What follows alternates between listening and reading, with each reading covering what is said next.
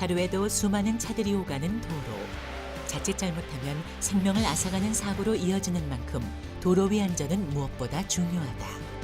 하지만 최근 택시 운전기사를 상대로 한 범죄가 늘고 있어 문제가 되고 있다. 택시에 탄 손님들이 운전기사를 때리고 욕하는 폭행 사건이 빈번하게 발생하고 있어 택시 운전자들의 불안감이 높아지고 있다. 의도적으로 시비 거는 놈한테는 아주 못 당해요. 힘들어. 나도 며칠 전에 그래가지고 경찰서까지 갔댔어요. 운전을 하고 있을 때 승객이 공격하면 기사들은 무방비 상태로 당할 수밖에 없다. 그리고 이는 2차 사고로 이어질 수 있어 더욱 위험하다. 운전자를 폭행하거나 또 운전자의 운전을 방해하거나 했을 때는 그 피해 결과가 엄청 참혹할 수가 있습니다. 여러 사람이 다칠 수 있고 또 대형 사고로도 이어질 수 있고 그래서 사람의 생명과 거의 직결된다고 볼 수 있습니다. 그럼에도 불구하고 운전자에 대한 폭행 사건은 한 해 3,000여 건 이상으로 하루 평균 9건 정도 발생하고 있다. 그런 불안감 때문인지 택시기사 가운데 20대를 제외한 모든 연령대에서 정신질환 유병률이 50% 이상으로 나타났다. 2명 중 1명은 이른바 정신불건강 상태에 있는 것이다. 택시기사 폭행 사고가 워낙 많습니다. 택시기사의 안전과 2차 사고 예방을 위해서 택시 내 보호 격벽이 제도가 의무화가 꼭 필요하다고 생각합니다.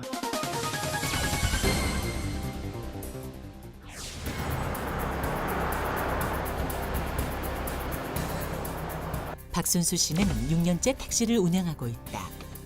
서울 지리를 꿰고 있을 정도로 운전에 있어선 베테랑이지만 영업을 하는 동안 마음 한구석엔 늘 불안함이 자리하고 있다. 특히 야간에 취객들이 탑승을 하셨을 때 뒤에서 상당히 불안해요. 심하게 욕을 하는 경우도 있고 그러면 굉장히 심적으로 부담이 됩니다. 근데 저희한테 보호 장비가 없으니까 또 저희는 그냥 노출되어 있는 상태에서 해야 되니까 이로 충분히 넘어올 수가 있습니다. 또 안전베개가 있으니까 안전베개 뒤로 손 놓아서 잡으면 어떻게 못해요. 이렇게 딱 걸리기 때문에. 저도 한번 당해봤는데 이렇게 딱 목을 잡으니까 방법이 바둥바둥되고 이거 숨 막히니까. 현재 택시 안에는 운전자의 안전을 보호해줄 어떠한 장치가 없기 때문에 뒷좌석에 손님이 탈 경우 경계할 수밖에 없다. 이게 손이 충분히 들어오는 공간이잖아요. 버스 같은 경우는 이렇게 다 막아져 있잖아요. 그러니까 여기도 이렇게 이쪽으로는 그렇지만 여기는 이렇게 막아주면 기사는 굉장히 편안하지 않습니까? 뒤에 막아주는 게 있으니까. 대중교통 운전자의 안전은 승객의 안전, 나아가 도로 위 다른 운전자들의 생명과 직결된다. 현행법에 따르면 버스는 운전자 보호격벽 설치 규정이 있다. 하지만 택시와 관련된 규정은 없는 상황. 그렇다면 다른 나라는 어떨까? 총기 소지가 자유로운 미국의 경우 택시 운전자를 상대로 한 범죄 예방을 위해 대부분의 주에서 택시 보호격벽 설치를 의무화하고 있다. 이웃나라 일본 역시 마찬가지. 택시 운전자 보호 제도를 통해 운전석 보호벽과 긴급 통신 시스템 설치를 의무화하고 있다. 일단 특히 미국하고 영국이나 프랑스, 유럽만 놓고 보더라도 총기 소유가 자유롭잖아요. 개인 호신용 총기가 있기 때문에 이들 국가에서는 방탄이에요. 총을 쏴도 총알이 못 들고 권총 정도는 뚫고 가지 못하는 방탄 유리로 설치를 해놨거든요. 이거는 운전기사들의 생명과 직결된다는 문제 하에 국가나 시 당국, 지자체에서 정책적으로 강제하는 시스템이 돼 있고요. 역시 칼도 위험물이기 때문에 방검, 즉 칼을 방어하는 거죠. 방검막 같은 경우는 설치하는 게 필요하지 않을까 생각이 들고요. 택시 영업의 특성상 운전자 혼자서 승객을 상대해야 한다.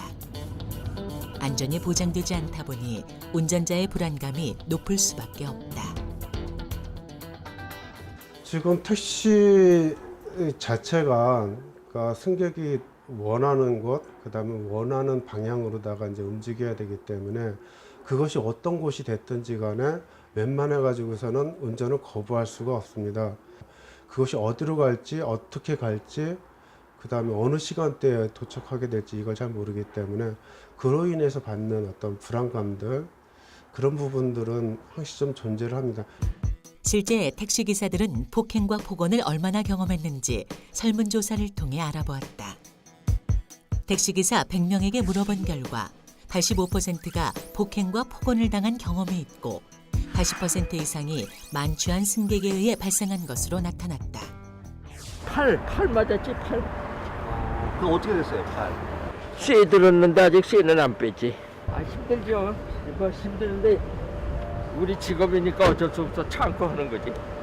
의도적으로 약을 올리냐고 여기 아니라고 그러고 또 이렇게 갔다 자꾸 사람을 회유시키고 손님 모시가는데 갑자기 욕하고 때리고.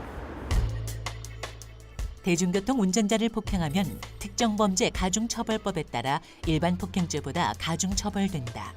이는 운행 중은 물론 정차한 경우도 마찬가지다. 운전자를 단순하게 폭행하거나 협박하거나 이러한 행위는 5년 이하의 징역형 그리고 2천만 원 이하의 벌금형에 처하도록 규정되어 있는데요. 만약에 그로 인해서 운전자가 부상을 입거나 상해를 입었을 경우에는 3년 이상의 징역형으로 처벌하도록 규정되어 있습니다. 14개 시를 관할하고 있는 경기도청에서는 택시 운전자의 안전을 위해 지난 2015년부터 택시보호 격벽 설치 사업을 지원해 오고 있다. 하지만 한정된 예산 내에서 실시하다 보니 한 해 설치 대수가 그리 많지 않다. 일단은 경기도에 등록된 택시가 36,900여 대 정도 되는데요. 그 가운데 이제 2015년에는 273대, 그리고 2016년에는 336대 설치를 완료를 했고요. 그리고 올해 2017년에는 326대 추가 지원 예정입니다. 개인 택시를 운전하고 있는 최경대 씨. 택시 운전 경력만 25년째인 그는 영업시간 새벽 2시를 넘지 않으려고 노력한다. 이제부터 이제 운행 준비하시는 거예요? 예. 손님도 없고 날씨도 춥고 일찍 손님도 끊어지고 취객들이 타면은 이제는 술 주정을 하고 시비 가는 사람들이 많아가지고 좀 힘들어요. 승객의 폭행으로 위험한 순간도 많이 겪었던 그는 운전자 보호격벽을 설치했다.